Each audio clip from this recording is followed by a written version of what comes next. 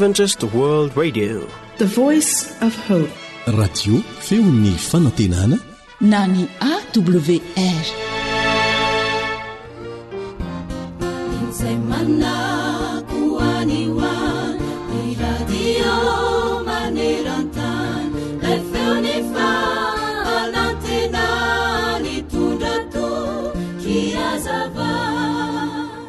Matetika isika no kivy, malahelo, sorena noho ny fiaratsian'ny fiainana, noho ny faharatsian'ny olona amin'izao vanim-potoana izay iainantsika izao. Kanefa andeha avadika kely eny amin'ny pejy dia atodio ny fomba fijerinao hiandrandra kokoa fa ny olona mety handratranao fa ilay raintsika ao an-danitrao anasitrana ny ratraponao. Ny olona mety hanambany anao fa Andriamanitra kosa hanandratra anao. Ny olona mety tsaratsara ivelany anao fa io raintsika ao an-danitra io kosa dia mijery izay ao am-ponao marina. Ny olona mety hankahalanao fa Andriamanitra be fitiavana tena tianao.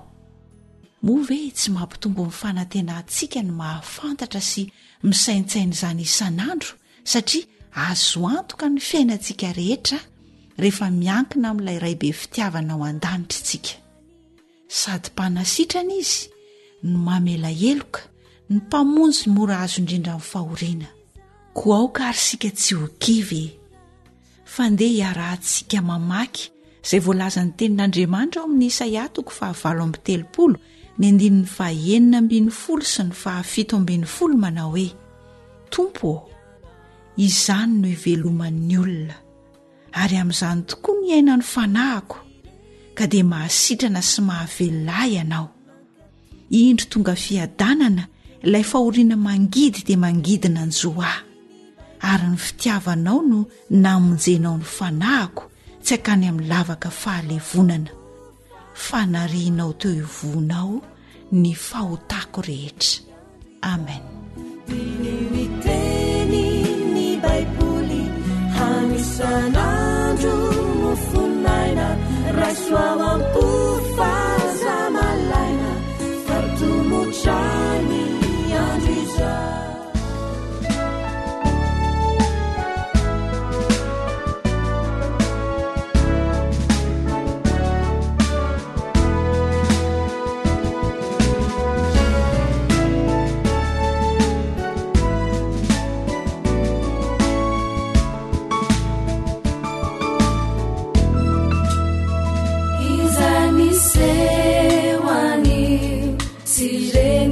Sireni siwe amechilai uavina umbeni falai pamindra fuilai fitara chani taridala na totundra varja izami sewani sireni la sireni siwe amechilai uavina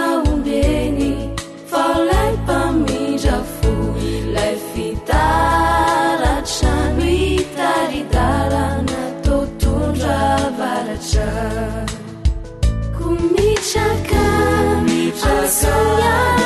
asanyamani ni wavinode champelatanane sauyanao tuizao fakusarampitsu nyanzara masuandrunao siutisu nyanzara masuandrunao siutisu Tarika Eva.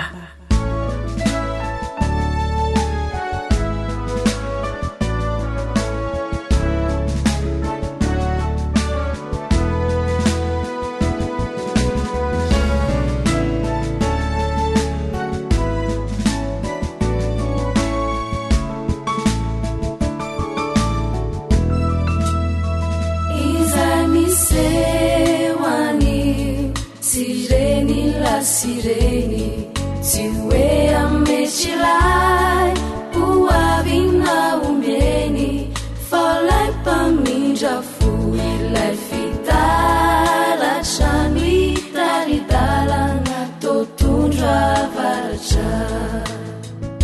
izay miseo anio tsy reny lasy reny tsy hoe ametsilay ho avina ombeny fa lay mpamindra fo ilay fitaratra itaridalana totondra varatra ko mitraka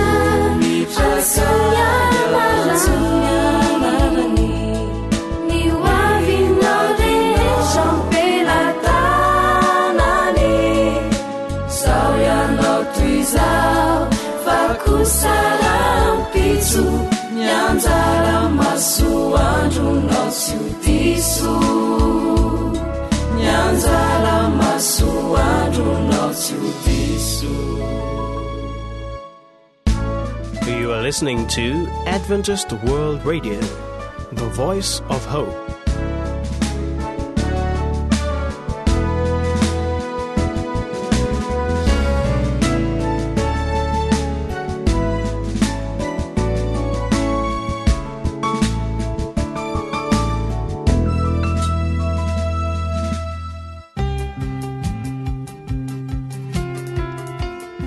Sakafo mahasoa, mahasalama, mahavelona, atolotry ny feon'ny fanantenana.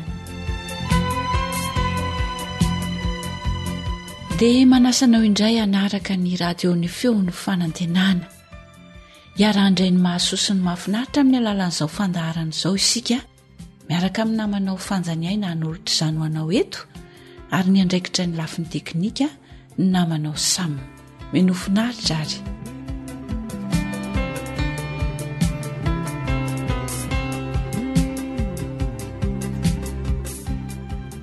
Fomba fikarakarana brocoli amin'ny tongolo gasy izay no masaka no maninay ho anao eto. Ka ireto avy ny zavatra izay ilaina ahafahana mikarakara ny nahandrontsika. Tena tsotra dia tsotra. Mila brocoli isika vodiny anankiray. Arakaraka ny habeany moa zany ny habetsany sy ny fatra izay ataonao na ampitomboana na hena arakaraka ny olona ihinana azy. Fa ny fatra omenanao eto aloha zany raha ohatra ka brocoli vodiny anankiray no andrahoana, karakaraina, dia mila tongolo gasy vodiny anankiray koa isika. Tsy asiny fa vodina tongolo gasy anankiray manontolo. Menaka oliva raha isotro raha misy, fa raha tsy misy dia mety ny menaka tsotra. Mila sira sy dipoavatra isika. Zay fotsiny zavatra ilaina: brocoli vodiny anankiray, tongolo gasy ihany koa vodiny anankiray, menaka oliva raha isotro. Raha ohatra tsy misy menaka oliva dia menaka tsotra dia efa mety. Sira sy dipoavatra arak'izay itiavanao azy.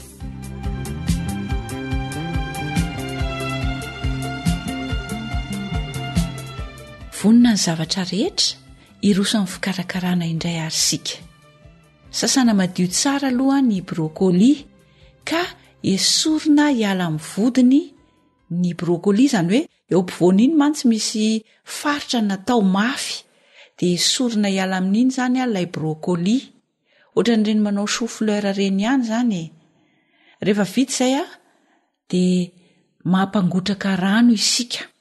Rehefa mangotraka ny rano dia arotsaka ao anatin'io rano mangotraka io ny brocoli efa voatetika teo, ka mandritry ny 5 minitra eo no anaovantsika an'izay fitanehana izay. Azo atao tsara ihany koa nefa manamasaka ny brocoli amin'ny alalan'ny entona.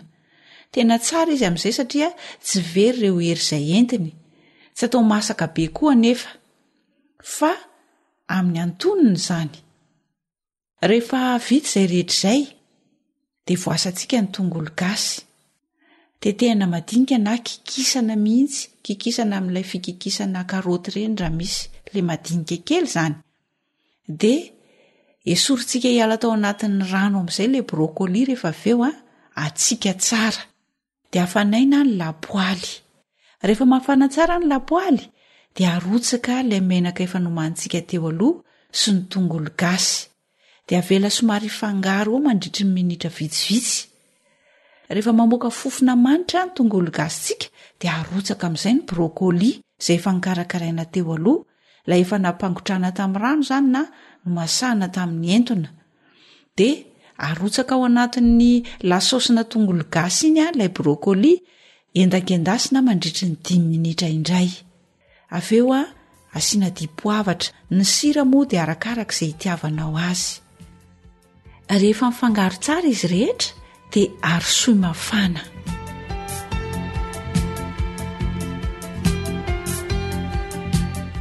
Averina kely ny fomba fikarakarana ny brokoli miaraka amin'ny tongolo gasy. Voalohany indrindra hoy isika sasana madio tsara ny brokoli. Esorina hiala tamin'ilay taobeny iny izy dia somary tetitetehana zany. Avy eo dia mampangotraka rano isika. Rehefa mangotraka ny rano dia arotsaka ao anatin'io rano ilay brokoli efa nikarakaraina teo aloha ka avela ketrika eo aloha mandritry ny 10 minitra eo. Azo atao tsara ihany koa ny manamasaka ny brokoli na mitanika ny brokoli amin'ny alalan'ny entona. Ary izay ary izy ny tena tsara satria tsy very ny hery izay entiny. Rehefa hitanao fa masaka amin'ny antonony ilay brokoli dia esorina hiala teo ambonin'ny fitanehana amin'izay. Etsy an-tanin'izay dia voasana ny tongolo gasy dia tetehina na kikisana madinika kely. Raha ohatra moa ka nampangotrahanao ny brokoli tao anatin'ny rano dia esory hiala tao anatin'ny rano dia atsifo tsara. Raha ohatra ka nomasahanao tamin'ny entona dia tsy ilaina zany any manao izay fa afanaina tsara ny lapoaly. Rehefa mafana tsara ny lapoaly dia arotsaka ny menaka sy ny tongolo gasy. Avela ifangaro mandritry ny minitra vitsivitsy ka rehefa mamoaka fofona manitra tsara ilay tongolo gasy dia arotsay amin'izay ny brokoli efa nikarakaraina teo aloha. Endakendasy mandritry ny 10 minitra eo indray. Aza diny ny sira sy ny dipoavatra arakaraka izay itiavanao azy. Rehefa tapitra ny 10 minitra na nendasana ilay brokoli niaraka tamin'ny tongolo gasy dia azonao aroso mafana ny nahandro. Dia minana finaritra re, samy hotahin'Andriamanitra isika rehetra.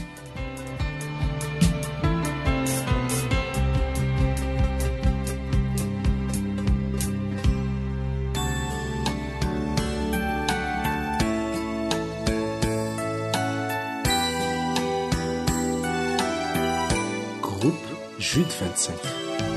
Si je parlais comme un ange, si je connaissais l'avenir, si ma foi était immense, ça ne voudrait rien dire. Si j'avais la connaissance, mais sans vouloir obéir, sans amour je ne serais rien, car le plus important c'est l'amour. Le plus important c'est l'amour. Le plus important c'est l'amour. Quand je l'ai dans mon cœur, je brille pour le Seigneur. Oui, le plus important c'est l'amour. AWR, boîte postale fitonjato, Antananarivo, Reykjavik. L'amour n'est pas irritable, il n'est ni jaloux ni méchant, mais l'amour est charitable, il pardonne tout le temps. Je me sens bien misérable. AWR, Téléphone 033 37 106 13. 034 06 797 62. AWR manolotra ho anao. Feon'ny fonantenana.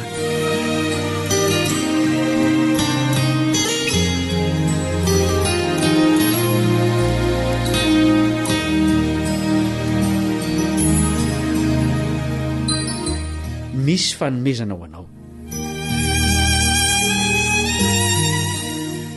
Milomano anatin'ny fanomezana sarobidy maro izay omen'Andriamanitra maimaim-poana antsika isika.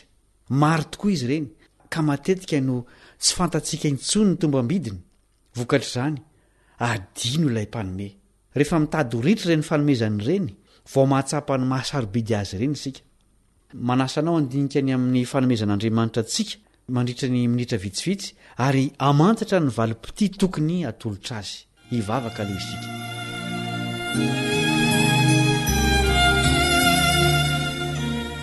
Rainay izay any an-danitro, sokafo ny masonay ahita ny fitiavanao amin'ny alalan'ireo fanomezana tsy voatonona izay omenao anay. Atoroy anay avy eo amin'ny teninao ny valim-pity izay sitrakao avy aminay. Angatahanay ny fanahinao, ampianatra anay amin'ny anaran'i Jesosy. Amen. Tsy hitafetra ny Andriamanitry ny Baiboly.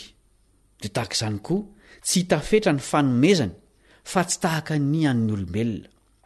Vao misokatra ny Baiboly dia Andriamanitra manome no hitantsika. Zavatra tsara no omeny fa tsy ratsy. Nozarainy tamintsika ny fiainany sy ny fahefany. Hoy izy eo amin'ny Genesis 1:5. Genesis 1:5.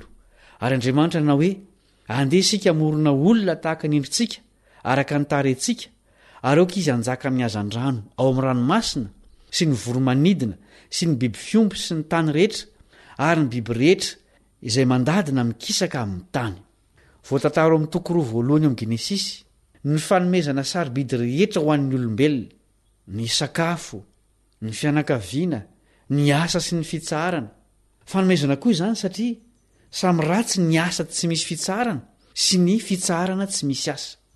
Nomeny saina ambony mihoatra ny an'ny zavaboary hafa rehetra isika. Fanomezana tsy haitononona koa izany. Hoy ny apôstôly Paoly mamintina ny soa rehetra avy amin'Andriamanitra. Asan'ny apôstôly 7:20, 5:20, tapany 2. Asan'ny apôstôly 7:20, 5:20, tapany 2. Fa izy ihany no manome izao rehetra izao aina sy fofinaina ary ny zavatra rehetra. Avy amin'Andriamanitra mpamorona sy mpiahy ity tany ity avokoa ny zavatra rehetra azo tsapaina, hitan'ny maso, reny sofina, ny hita sy ny tsy hita. Fantatsika amin'ny soratra masina nefa fa simba ireo fanomezana tsara indrindra avy amin'Andriamanitra ireo. Nisy fahavalo lavo avy tany an-danitra, namafy ny voan'ny tsy fankatoavana teto an-tany. Nitsiry tao amin'ny fon'olombelona izany voa ratsy izany, ka dia mifangaro tanteraka amin'ny fanomezan'Andriamanitra tany am-boalohany, ny faharatsiana ary ny fahafatesana. Azo oharina amina hosodoko tsara tarehy loatra ny fiainana teto an-tany, nefa nasian'ilay fahavalo ny hatsarana loko hafa izay nanimba ny hatsaran'ilay sary. Tsy nijery fotsiny Andriamanitra fa manavotra. Mbola fanomezana ihany koa ny fanavotany, ary ambonin'izany rehetra izany izy mihitsy no fanomezana. Zao no voalazan'ny Jaona 7:5. Jaona 7:5. Fa toy izao ny tiavan'Andriamanitra zao tontolo izao, nomeny ny zanany lahatokana mba tsy ho very izay rehetra mino azy fa anana fiainana mandrakizay. Fahafatesana mandrakizay no vokatry ny fahotana, nefa fiainana mandrakizay no fanomezana ho an'izay mino an'i Jesosy. Ny ainy teo amin'ny azo fijaliana no fanomezana faratampony ho an'ny mpanota. Raha tsy noho io fanomezana io dia ho very mandrakizay ny taranak'olombelona. Efa manana an'izany fanomezana izany amin'ny finoana ve ianao? Ny tompony ny aina sady manam-pahefana amin'ny fahafatesana ihany no afaka manome izany ho antsika. Tsy fanomezana mandalo fotsiny Jesosy, na dia efa lasa any an-danitra aza. Ho eo aminareo foana hoy izy. Zao ny fampanantenany tamin'ny mpianany sy ireo mpanaradia azy. Matio 7:20, tapany 2. Matio 7:20, tapany 2. Arindro zaho momba anareo mandrakariva ambara-pahatonga ny fataperan'izao tontolo izao. Sady any an-danitra izy manomana ny fiainana mandrakizay ho an'ny mino azy, nefa koa mbola hito an-tany amin'ny alalan'ny fanahiny masina. Fanomezana efa teto an-tany hatrany amin'ny famoronana ny fanahy masina. Genesis 1:2. Ka mbola hitoetra eto ambara-patapitra ny tantaran'ity tany ity. Hoarin'i Jesosy amin'ny rivotra ny fanahy masina ao amin'ny Jaona 4. Manenika ny tany manontolo ny rivotra. Ary io koa Jesosy ao amin'ny 4:30, jaona toko fahatelo andeny fefatra amtelopolo fa tsy misy fetra ny fanomezan'andriamanitra ny fanahy misy toejavatra zay anomezan' jesosy ny fanahiny amin'ny fatrabetsaka tokoa nahazo zany ireo mpianany tao amin'ny efitranombony taoren'ny akarany tany an-danitra asan'ny apôstôly toko 2 raha misy fanomezana tian'andriamanitra ho raisin'ny olona eo ampiandrasana ny iverenan'i jesosy dia tsy inona izany fa ny fanahy masina tahaka ny fanomezana rehetra nefa izany azo raisina azo tsy raisina saingy ny fandavana azy dia midika ho fandavana ny mpanome dia jesosy ankoatr'izay azo angatahana izany fanomezana izany hoy jesosy eo amin'ny Lioka 11:17 koraha ianareo na dia ratsy aza mahalala nome zavatsoa any zanakareo tsy mainky avahany ray izay any an-danitra no hanome fanahy masina ho an'izay mangataka aminy mifamatotra amin'ny fananany mpino ny fanahy masina ny famonjena azy satria hoarina amin'ny tombo-kasian'andriamanitra izany hoy ny apôstôly Paoly ao amin'ny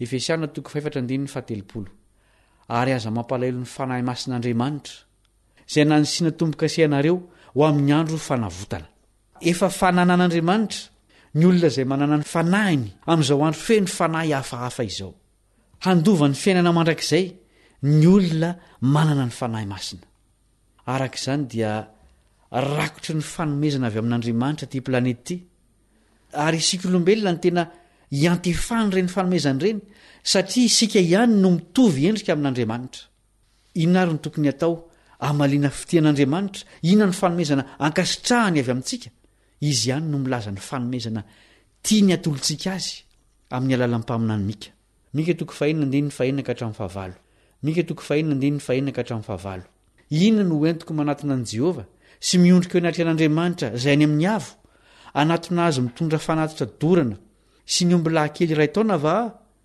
ho isitraiky Jehova va ny ondry lahy rivoarivo na reny rano diloilo iray alina anolotra ny lahy matoako noho ny fahadisoko va na ny ateraky ny kiboko noho ny fahotan'ny fanahiko ry olombelona efa nasehoanao izay tsara sy izay ilain'i Jehova aminao dia izao ihany ny anao ny marina sy ny ho tia famindram-po ary ny anaraka an'Andriamanitra ao amin'ny fanetrehtena tsy mila zavatra ny tany avy amintsika Andriamanitra ho setry ny fitiavany antsika aza ny zavatra rehetra fo fanahy saina toetra fomba fiaina fomba fisaina fietsika mifanaraka amin'ny fanahy masina izay nomeny ireo no fanomezana azo antoka fa akasitran'Andriamanitra avy amintsika ny fototr'ireo fanomezana izay ankasitrahany avy amintsika ireo dia azo fitinina amin'ny teny anankiroa dia ny fitiavana an'Andriamanitra sy ny fitiavana ny namana izay nolazain'i Jesosy fa hiantona ny lalàna rehetra Matteo 2:5 ny valim-pity tsara indrindra azontsika atolotra an'Andriamanitra zany dia ny fitiavana azy sy ny namantsika izay tia dia mitondra ny vokatry ny fanahy satria ny fitiavana no vokatra voalohan'ny fanahy masina Galatiana 5:12 ny fo no sary anehoana ny fitiavana maniry ny fotsika feny faratsiana Jesosy mba ho soloany vaovao zao ny fikasany ho asy ho anao ao amin'ny Ezekiel 5:20 Ezekiel 5:20 ary omeko fo vaovao ianareo ary fanahy vaovao no ataoko anatinareo ary esoriko amin'ny nofonareo ny fo vato ka omeko fo nofo ianareo ary ny fanahiko no ataoko ao anatinareo dia atonga anareo andeha araka ny lalako sy tandrina ny fitsipiko ka hanaraka azy rehefa mahazo fo sy fanahy vaovao avy amin'Andriamanitra ny mpanota dia manjary mahay manao ny sitrapony azo antoka fa maniry ny ahazo zany fo sy fanahy vaovao avy amin'Andriamanitra zany ianao angatao izy anao zany fandidiana fo mitondra famonjena izany hivavaka isika ray masina ny an-danitro mangataka fo sy fanahy vaovao avy aminao zahay izay atolotray ho anao ihany avao izy ny fiainanay manontolo mba ho fanomezana sarobidy akasitrahanao ka mba ho isan'ireo afaka hijoro izahay rehefa miverina indray Jesosy amin'ny anarany no angatahanay izany vavaka izany amen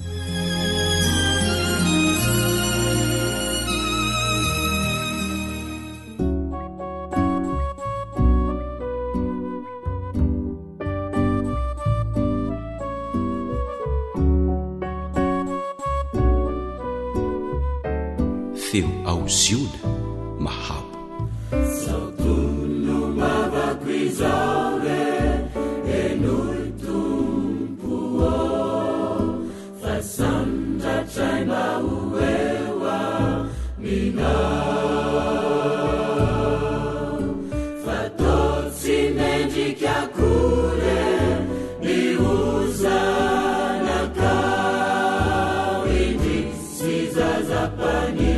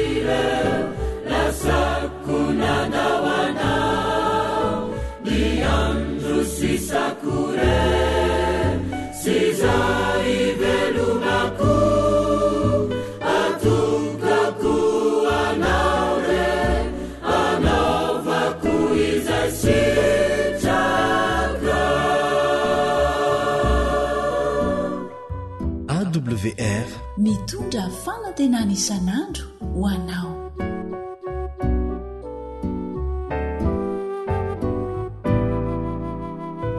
amorony fomadiwa riandramanitro metezikolony fia naku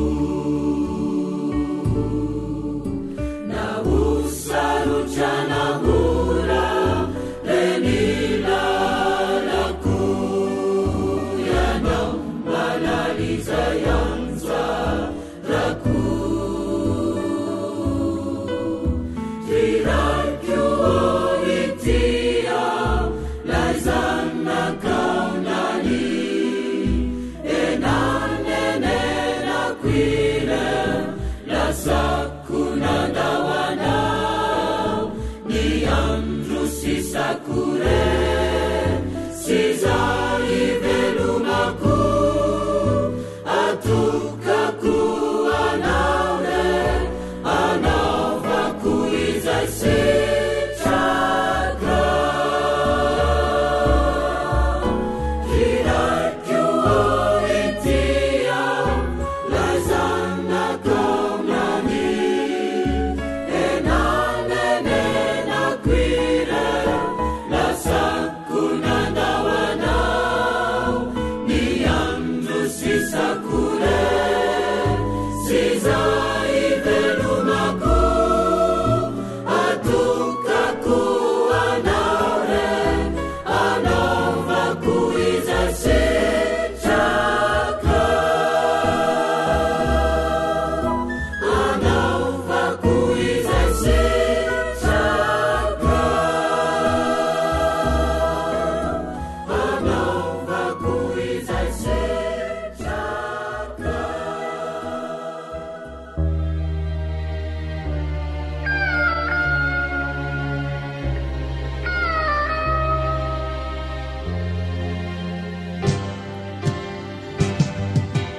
feon'ny piaino feon'ny piaino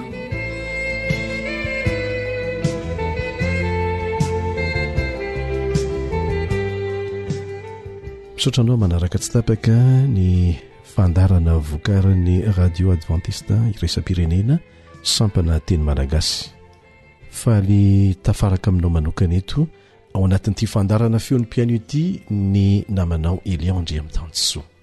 Marobe isika no manaraka ny fandaran'ny AWR amin'ny alalan'ny podcast na amin'ny alalan'ny Facebook, tsy ho ela dia isy koa ny eo amin'ny Instagram. Fa ny vaovao mahafinaritra mialohan'ny hidirantsika amin'ny feon'ny piaino, indrindra fa ho antsika mampiasa telefona ny akamaroa eto madagasikara dia le système android fana mijery facebook, whatsapp sy ny sisa dia misy ny application AWR. Io application io ho an'ny mpampiasa telefony efa zatran'izay dia azonao alaina ao anatin'ny Play Store. Anaty Play Store no ahafanao maka azy ary ny anarany dia tsotra AWR 360. AWR 360. Avy dia mahita zavatra be dibe ao ianao, anisan'izany fa ahafahanao miaino ny fandaran'ny AWR amin'ny teny pirenena mihoatra ny 300 ao anatin'izay ny teny malagasy ary ny fandarana natao andehandroany mihitsy izay renao amin'ny onde courte, renao amin'ny podcast, renao Facebook no hitanao koa avy hatrany ao anatin'io application io. Ka dia ampafantaro ny namana rehetra fa tsara dia tsara ilay izy satria tsy vitan'izay fa misy ihany koa ny conférence samihafa hitanao ao anatiny ao fijoroano vavolombelona marobe. Anisan'izany ny fijoroano vavolombelona vokatry ny asan'ny AWR eto Madagasikara. Fijoroano vavolombelona izay nangonina namana Camille Otman, filohalefitra miandraikitra ny fampandrosoana ny asan'ny AWR maneran tany, niaraka tamin'ireo kameramanna avy any Etazonia. Tonga teto Madagasikara izy niara-niasa taminay nahafahana nanangona an'ireny fijoroano vavolombelona ireny izay santiony ihany amin'ireo marobe izay mbola ho alaina aty amintsika. Ankoatran'izay dia misy koa ireo fianarana baiboly maimaim-poana ao anatin'io application io sy ny maro hafa izay tsy voatanisa eto avokoa. Ka dia ilazao ny namantsika na iza na aiza fa fomba anankiray ahafahana mitoro ny filazantsara aingana izany. Ary reto efa atsidika sahady fa tsy hoela ihany koa dia ho avy ny fanofanana antsika rehetra izay te hitoro ny filazantsara amin'ny alalan'ny fampiasana ny telefônina iny. Efa mahatratra eninalina be zao ireo mpitoro ny filazantsara amin'ny alalan'ny fampiasana ny telefônina iny no nomen'ny AWR fiofanana maneran-tany. Raha mahafehy tsara ny teny anglisy ianao dia fa azonay atao ny mandefa ny fiofanana ho anao. Efa eo mpamitana ny fiofanana amin'ny teny malagasy ho antsika izay te hitoro ny filazantsara amin'ny alalan'ny telefônina ho an'ny malagasy rehetra maneran-tany naiza misy azy ireny na eto Madagasikara na nivelany ny AWR. Mangataka vavaka amintsika mba avitanana izany rehetrarehetra izany satria kely dia kely sisa ny fotoana ananantsika. Tsy misy fotoana iodikodinana amin'ny zavatra hafa izay tsy mivantana makany amin'ny famonjepana intsony. Anenenantsika ny tsy fampiasana ny fotoana izay nomen'Andriamanitra antsika kely dia kely io amin'ny fotoana izay tsy hahafahantsika manao an'izany asa izany intsony. Ankoatr'izay dia aza manahy isika any ambanivohitra fa ankoatra ny radio mandeha amin'ny herin'ny masoandro efa naparitaka traizatraiza dia efa misy tetikasa manokana ihany koa hitoriana ny filazantsara hanapariahana aingana an'izany ho antsika any ambanivolo. Eny ary izay no ela fa hanaraka hira anankiray isika milohan'ny hanarantsika ny feona mpiaino anankiray izay mipetraka any Andramasina any. Ankafizo ary.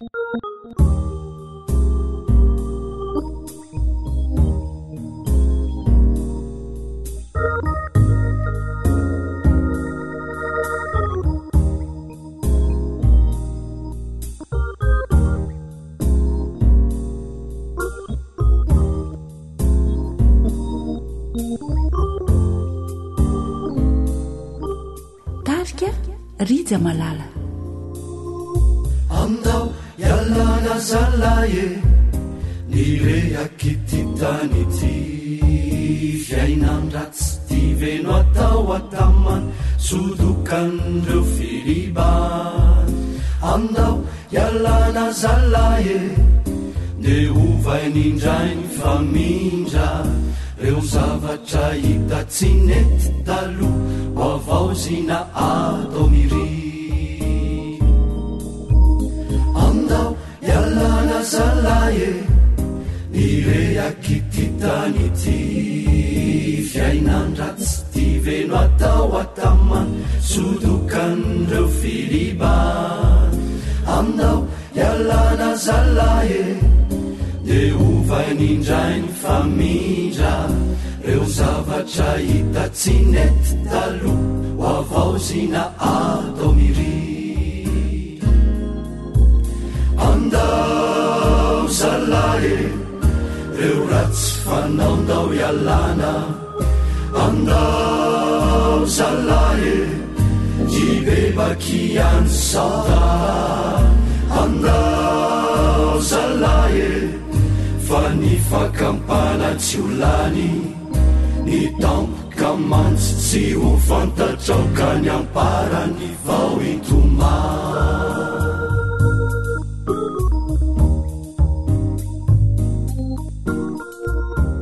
AWR mitondra fanantenana isan'andro ho anao.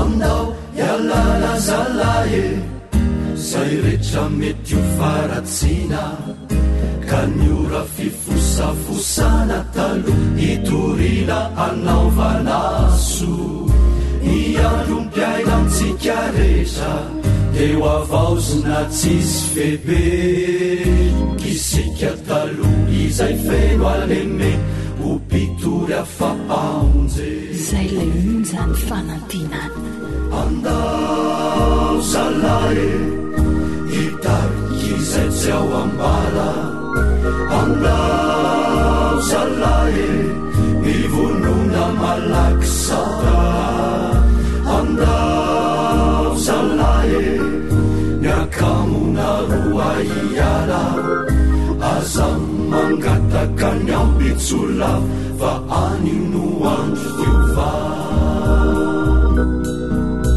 andao zalae reo ratsy fanaondao ialana andao zalae ibebakiany sauta andao zalae fa ny fakampana tsy olany ny tampoka mantsy tsy ho fantatraoka ny amparany vao itoma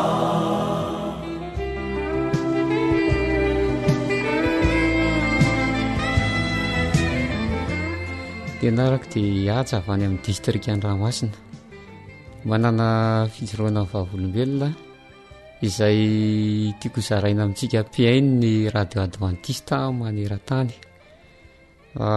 manana tombotsoa betsaka tokoa zay tsapako nandritra ny fenako mahakasika ny onjam-peo AWR satria ity radio ity dia manana fandaharana feno isan'izany ohatra ny fandaharana momba ny fanabeazana ny ankizy ny tanora torevitra ihany koa ho an'ny ara-pambolena ho an'ny ara-piompiana indrindra moa fa ny ara-panahy zany ka tiako ny manentana antsika satria nandritra n'izay amapolo taona maro ny sy nyty onjam-peo AWR ity dia mahafinaritra foana ny manao izany fanentana zany satria ny onjam-peo koa dia mahaliana ny olona ary ny tenako dia efa nanao fizarana trakitra be deaibe zany tamin'ny faritra maro tamin'ny distrika na Ambatolampy distrika na Andramasina distrika ny Fianarivy Est ihany koa izay toerana rehetra alehanay zany dia anaovanay fizarana izay tombotsoa azo avy amin'ny fianonany AWR izay ho anao namako izay miheno an'ity onjam-peo ity dia tiako manentana anao an-trano mba hifampitaona amin'ny hafa ihany koa satria ity onjam-peo ity dia tsy manavaka tokom-pinoana tsy manavaka naiza ary naiza dia hainao tsika azy avokoa ary ny fanabeazana azo ao dia azontsika piarina avy hatrany eo amin'ny fiainana zany ary tiako ny ilaza fanandramana kely sationa amin'ny fotsiny ho anao namako izay miheno an'ity onjam-peo ity eto ampanohizana zao fitenenana izao misy fanandramana kely ny tenanay moa dia tatsaha mahatatsahanay dia mampiasa omby sy sarety zany rehefa mampiasa omby sy sarety moa dia indraindray izy ireny dia manahirana tokoa rehefa mbola tsy dia folaka loatra ary ny tenanay nefany olona tia mivavaka izay vokatry ny fanentanana tao anatin'ity radio ty ary hatramin'izao dia mbola mahafinaritra anay foana izany hoe mivavaka amin'Andriamanitra izany eo am-panantanterahana ny ditsy ndraikitra. Rehefa nandeha ny fotoana zany tamin'ity fanandramana manokana ity dia satana koa moa zany tsy kely lalana fa mikendry ny andavoana n'izany hoe fitiavam-bavaka izany izy. Kanefa araka ny voambaran'ny ten'Andriamanitra dia Andriamanitra miteny hoe apetrao aminy ny fanahinareo fa izy no ianareo. Rehefa nanjoga ny omby ary zay tamin'izay fotoan'izay dia ny zanako lamatoa teo amin'ny 10 taona teo eo zany no mpiaraka tamiko. Fanaonay isa maraina ny mivavaka manao fiembenana dia mametraka amin'Andriamanitra ny programa tsirairay avy satria tsy tompon'ny fotoana isika fa tsy mahalala izay voky ny toe-javatra miseho zany amin'ny fotoana rehetra dia nivavaka izahay dia nivoaka ny tokantrano zany mba hampiasa ny omby. Tamin'izay fotoan'izay nefa ny zavatra mahavariana dia tsy mitovy amin'ny mahazatra ny fihetsika reto reto fa ohatrany hoe nampiasain'ny satana mihitsy zany kendrena aminona an'ilay zanako lamatoa satria ny mahazatra n'ilay tombo reto zany dia mahazo baiko izy dia ilay zanako lamatoa io mipetraka eo amin'ny fipetrahany eo amin'ny deva io zany manaitra ilay omby dia mandeha izy. Tamin'ity indray maka ity nefa ny akory ny atairanay satria mbola tsy vita vahoamana akory zany ny fiaingana dia fa niritra ny omby ary dia tsy nandeha tamin'ny laony ny zavatra rehetra satria rehefa niritra ny omby dia zanako lamatoa zany tsy tafakatra teo amin'ilay plasy tokony isy azy fa ninjerany tarabika teo amin'ny tany izy tamin'izay fotoan'izay ary dia tena voatetiny ny kidiarana akaviiny zany izy tamin'izay fotoan'izay. Mahafaly ihany efa milaza aminao mpiaino fa tsy nisy fahatairana niseho teo amiko zany tamin'izay fotoan'izay satria efa napetraka teo amin'Andriamanitra ny fotoana mandritra ny tontolo andro fa ny zavatra nahagaga dia fidiran'Andriamanitra atsehatra zany tamin'izay toe-javatra niseho izay satria ohatran'ny nisy anjely mihitsy manainga ilay kidiarana ary io zana koa raha ny zavatra tonga tao anaty eritreritra zany dia hoe faty zany no horaisina zany satria tena voahitsaka 100 tao ambanin'ny kidiarana sarety zany izy tamin'izay fotoan'izay. Tamin'izay fotoan'izay indrindra nefa no nijanona ilay omby sy ny sarety rehefa voahitsaka ilay zazalahary dia niarina teo amin'ny arabe izy dia ny omby moa nijanona teo tsisy niandry anazy tsony zany fa dia nijanona teo ny omby dia nanontany anazy tamin'izay fotoan'izay hoe tsy naninona ve ianao dia namaly moa izy tamin'izay fotoan'izay tsy dia maninona loatra. Toe-javatra tsy fahita moa zany teo amin'ny fiainanay satria teo amin'ny manodidina anay dia nisy aksidana sarety zany efa tsy latsaky ny 4 tao amin'ny fokotany misy anay zany ary ireo aksida teo amin'ny manodidina ireo dia maty avokoa zany ny olona izay voan'ny aksida tao nisy ankizy zany tao nisy olon-dehibe nisy tanora mitovitovy amin'ny taonan'ilay zanako zany dia tonga tao an-tsaika avy hatrany hoe Andriamanitra dia miditra tsehatra zany eo amin'ny fiahinantsika ary dia tsy ela tao aorianan'izay moa ny mpiray tampotamiko dia ny telefona avokoa hoe ahoana zany zanakareo voahitsaka sarety zany tsy misy maninona ve ary tamin'izay fotoan'izay dia tony tsara mihitsy namaly hoe efa napetraka teo amin'Andriamanitra ny toe-javatra rehetra ka dia miandry aloha isika zany eo anatin'ny ora vitsivitsy. Matetika manko izy ireny dia afaka ora ray na 2 na 3 zay vao mihetsika ny fiatraikan'ilay aksidan. Tamin'ity indray mitoraka ity nefa rehefa niantso indray ireo ray tampotamiko afaka ora vitsivitsy dia namaly azy ireo hoe Andriamanitra no niditra tsehatra ary dia deraina izy satria hainy atao avokoa ny zavatra rehetra ary dia faly moa zany ireo fianakaviako sy mpiray tampotamiko ary na mivadiko tao an-trano koa raha dia somary nitaitaina kely ihany tamin'izay fotoan'izay hoe tokony andeha hiakatra hitaratra fa sao dia misy voadona zany tany anatin'ny tany kanefa rehefa nandohalika indray zay mivavaka tamin'ny ariva dia hideraina Andriamanitra ary isaorana izy satria tsy de naninona mihitsy izy zany tamin'izay fotoan'izay ary tsy de niakatra teny amin'ny dokotera koa rara fa tena nidiran'Andriamanitra tsehatra manokana zany. Koa ny tiako ampitaina amintsika izay miaino ity onjam-peo ity dia aoka isika azoto hivavaka amin'Andriamanitra ary ny onjam-peo atsika zany dia tsy manavaka tomponoana ho izy koa fa manentana atsika kosa ho amin'ny fiainana tsaratsara kokoa hatrany ary dia ny faniriko isika tsirairay avy dia mahasamy anao an'izany hoe fiarahana mandeha amin'Andriamanitra izany. Eto ampamaranana ihany koa dia tiako hatrany no manentana atsika izay miaino izao onjam-peo AWR izao fa raha iain'ny radio ihany isika dia tena mahaliana kokoa ity onjam-peo AWR ity dia ny voninahitra ho an'Andriamanitra irery ihany ary engany isika tsirairay avy mba samy ahita tombontsoa amin'ny fiainontsika ny onjam-peo ity sy ny fiarahantsika mandeha amin'Andriamanitra.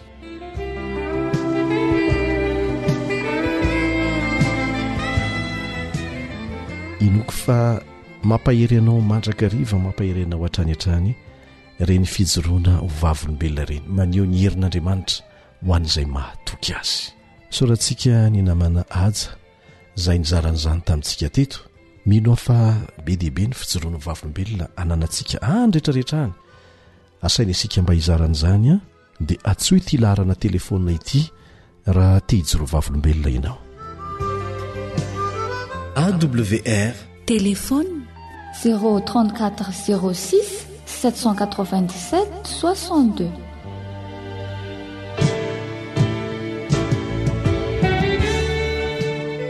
Ary milohan'ny isarahantsika dia fifaliana ho anay hatrany ny manome mba ho fanitarana ny fitoriana ny filazantsara maneran-tany. Marobe ianareo rehefa tonga taty aminay dia ianareo izay nanohina ny antso handray ny fanomezana maimaim-poana avy amin'ny AWR izay natokana ho an'ireo izay niovafo resy lahatra tamin'ny fahamarinana notoriana tamin'ny ity onjam-peo ny AWR ity, na oviana izany fa tsy hoe ireo izay vao aingana ihany akory. Dia mbola misy ny fanomezana ho anao ao radio mandeha amin'ny herin'ny masoandro sady mandeha fahana, indrindra fa ho antsika any ambanivohitra any. Atsoy ny laharana telefônina izay efa nomenanao teo ahafahantsika mandamina ny fahafahanao mijoro vavolombelona sy mandray ny fanomezana. Izay koa ny namarana ny fandarana feon'ny mpiaino tamin'ny teny ity amin'ny manaraka indray ary mandra-piono.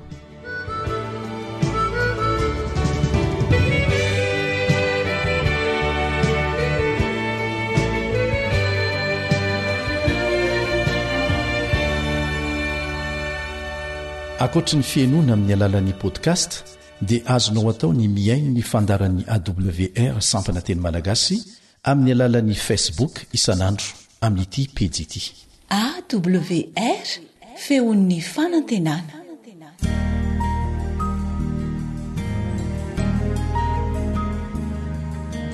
Faneteninao no fahamarinana. Taridalana manokana fianarana baiboly avoaka ny fiangonana Adventista maneran-tany. Iarahanao amin'ny radio feon'ny fanantenana.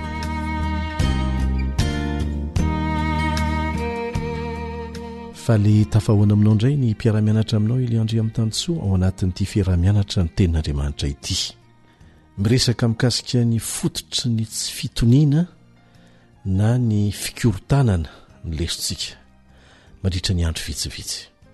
Ary dia misy ireo manao fanamariana na fanontaniana manao hoe anisany mitondra fampisaratsarahana ve ny fivavahana kristianina na ny fanarahana an Jesosy. Inona ny lazain'ny tenin'Andriamanitra mikasika an'izany? Izay indray no hojerentsika akaiky ary inoko fa samy oliana isika ahafantatra izay lazain'ny tenin'Andriamanitra mikasika an'izany. Vitsy ny olona tia fifandirana, manana olana manokana reny olona tia fifandirana reny.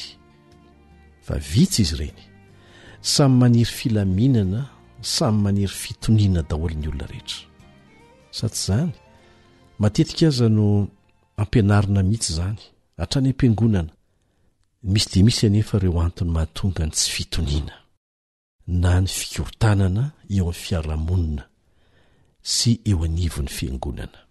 Ity ary ilay toko sy andininy na tonga ilay fanontaniana manao hoe mety ho isan'ny fototra na antony mahatonga le fikorotanana eo amin'ny fiarahamonina ve ny Jesosy. Ho jerentsika ao Matteo 10:4-7 Matteo 10:4-7 Zao no lazain' Jesosy ao anatin'io andiny no vakitsika io.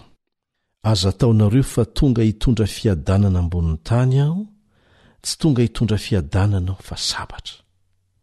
Fa tonga ho ampifandrafy olona amin'ny rainy, sy ny zanaka vavy amin'ny reniny, ary ny vinato vavy amin'ny rafozany vavy, ary ny ankonany olona ihany no fahavalony, zay tia ray na reny mihoatra noho ny fitiavany ahy, dia tsy miendrika ho ahy, ary zay tia ny zanany lahy na ny zanany vavy mihoatra noho ny fitiavany ahy, dia tsy miendrika ho ahy, ary zay tsy mitondra ny azo fijaliany ka tsy manaraka ahy, dia tsy miendrika ho ahy.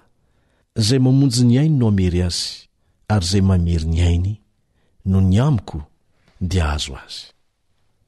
Ny tsy fahazona ny tenin'i Jesosy, ny tsy fahazona zay tiany ambara no natonga ny fandraisana tendrony zay zavatra nolazainy. Efa nampianarina antsika fa rehefa mianatra ny ten'Andriamanitra isika, ilaitsika ny malala ny tontolo-kevitra manodidina n'ilay toko sy andininy zay vakitsika, mba halalantsika ny tianambara ao amin'ilay andininy zay diniantsika. Inona moa no hevitry ny tenin'i Jesosy raha nanambara izy fa tsy tonga hitondra fiadanana fa sabatra. Andrina ny fiadanana nefa ny ilazana azy eo amin'ny Isaia 7:5, ary tena izany tokoa izy. Hogaga zay mandre na mamaky maikamaika fotsiny ny teny nambaran'i Jesosy eo Matteo 10:4-7 zay nivakitsika teo. Lay mpamonjy zay tonga tetỳ tany naka ny endriky ny zaza anankiray tsy maharo tena, tsy mba toy ny mpanjaka mahery zay nodidin'ny mpiambona sangany, dia ilay nitory ny fitiavana, ny namana sy ny fahavalo, no indro ankehitriny milaza amin'ireo mpanaradia azy fa hitondra fampisarahana sy fifandirana, tondra sabatra. Azo antoka fa nanontany tena ny mpianany rehefa narian'izany sy ireo mpiaino azy nanodidina teo, tahaka antsika ihany koa manao hoe ahoana ireny mampitombona an'izany? Jesosy ilay mpampiavana, Jesosy ilay fitiavana, Jesosy ilay andrina ny fiadanana ve dia hitondra fampisaratsarahana? Ka raha tsy marina ary zany dia inona no tiany ambara? Mario tsara ny tontolo-kevitry ny toko manontolo misy ireo andininy zay nivakitsika teo, fa ny fahatokiana sy ny fanolorantena ny lohahevitra lehibe resahana ao Matteo 10. Ka zay zavatra nresahany teo zany dia mifandray amin'izay fahatokiana sy fanolorantena izay. Mampirisika ny mpiaino azy hanao safidy izay isy fietraikany ho amin'ny mandrakizay mihitsy Jesosy, raha namerina ny voalazany Mika 7:5 ao anatin'ireo teninareo. Tokony ho tia, tokony hanaja ny ray aman-dreny ny zanaka, ary fitakiany lalàna izay noraisin'i Mosesy teo tendrombohitra zany eo amin'ny 5. Anisan'ny zavatra takian'Andriamanitra zany, kanefa raha manembatsembana ny fanolorantenanao ho an'i Jesosy zany, dia mitaky fanapa-kevitra entitra avy aminao, isafidy hanaraka ny sitrapon'Andriamanitra. Takan'izany koa ho an'ny ray aman-dreny, tokony ho tia sy karakara ny zanany izy ireo, noho ny fitiavany azy ireo ary ara-dalàna zany, kanefa tokony ho ny fitiavana an'Andriamanitra no ambony indrindra sy mibaiko mifanapa-kevitra rehetra raisina amin'ny fitaizana ny zanany. Tokony ho tia ny olona izay miaraka aminao ianao, tsy zaiko na fofombady na vady, kanefa raha tianao mihoatra no ny fitiavana an'Andriamanitra izany, dia hitondra olana lehibe eo amin'ny fiainanao. Lasa sampy. Izany no tiany Jesosy ambara. ampatsiahivon' jesosy atsika amin'ireo andiny izay nivakitsika teo ny tokony hametrahana ho loha laharana ny sitrapon'andriamanitra sy ny fitiavana azy satria izany ny fiarovana azo antoka ho antsika amin'ny lafiny rehetra ao anatin'izany ny fanapa-kevitra raisitsika tsy hoe andriamanitra ny sarotsarotom-boninahitra ifahazy rahateo izany ary azy mandrakizay fa izany ny fomba hiarovana antsika mario fa misy fihezanteny telo izay samy ahitana ny teny hoe miendrika ho ahy na ny ahony jesosy zany safidy zany inona ny tiany ambara tsy miorina amin'ny fitondrantena ambony na koa ny fandresena ny ota amin'ny heriny tenantsika ny fahamendrehantsika fa miorina amin'ny fifandraisana amin'i jesosy ary tena izany tokoa no izy raha miezaka amin'ny heriny tenanao fotsiny ianao anao ny sitrapon'andriamanitra dia tsy ho vita mihitsy izany na mety ho vita amin'ny fotoana vitsikely monja fa miverina amin'ny ataonao indray ianao fa ny tsy ambaratelo atonga anao hamokatra n'ireo toetra tena tianao ananana ary tian'andriamanitra isy eo aminao dia ny fifandraisana akaiky amin'i jesosy ny vokatry ny fifandraisana amin'i jesosy dia miteraka n'ireo toetra ireo lazainy fa mendrika isika rehefa mifidy azy ambony ny zavatra rehetra ao anatin'izany zavatra rehetra izany ny ray aman-drenitsika ny zanantsika ny olo-tiantsika manokana ny zavatra akamamitsika kanefa mety tsy mahasoantsika na tsy tsapantsika aza hoe tsy mahasoantsika eo am-boalohany mety mampijaly kely na makarary fo kely angamba le famoizana le zavatra zay lazain'andriamanitra fa tsy tokony ho tiantsika mihoatra noho ny fitiavana azy zany no hevitry ny hoe mifidy ny fahorian'ny azo fijaliany ary manaradian'i jesosy kanefa zao no lazainy maivana ny zigako raha entinao miaraka amiko azao ny fampanantenana mazava ny meny amin'ny Lioka 7:20 andiny fa 7:20 sy ny 7 Lioka 7:20 sy ny 7 ary jesosy taminy lazaiko aminareo marina tokoa tsy misy olona zay efa nahafohy trano na vady na rahalahy na ray na reny na zanaka noho ny fanjakan'andriamanitra zany hoe noho ny fitiavana hanaraka ny sitrapon'andriamanitra satria misy dia misy tokoa anie zany misy ray aman-dreny miazona ny zanany ao anatin'ny fanompo-tsampy izay mahazatra azy kanefa ilay zaza resy lahatra ny fanarana an'andriamanitra dia nifidy ilay zanaka mba hanaraka an'andriamanitra ary vokatr'izay dia nariany ray aman-dreniny izy izay ny tiany jesosy teninenento tahaka an'izany koa ny mpifankaty za raha miaraka amiko ianao dia za tsy mila anao mivavaka dia hoy ilay ramatoa hoe ay aleo misaraka tsika mafy le fisarahana kanefa izao ny teny fikasana tsy misy olona zay fa nafoy na trano na vady na rahalahy na reny na ray na zanaka noho ny fanjakan'andriamanitra zay tsy handray be lavitra amin'izao andro ankehitriny izao ary amin'ny andro avy dia fiainana mandrakizay zany hoe tsy miandry ny any amin'ny fiainana mandrakizay zany a voahazo ny valosoa avy amin'andriamanitra fa nilaza mihitsy izy hoe handray be lavitra noho izay nafoinao ianao tazomy amin'ny teniny Jehova fa tsy mandangizy hanomehery sy fitahina manokana ny hainao eo amin'ny fanapa-kevitra tsy maintsy raisinao amin'ny fampiarana an'izany lesona izany amen.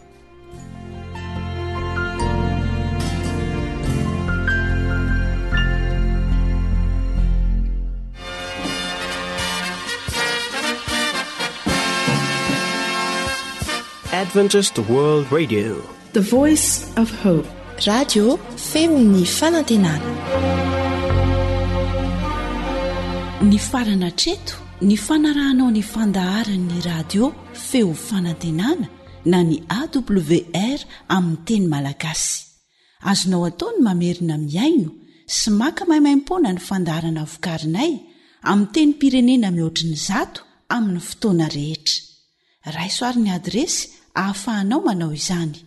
www.awr.org na www.feofanantenana.org.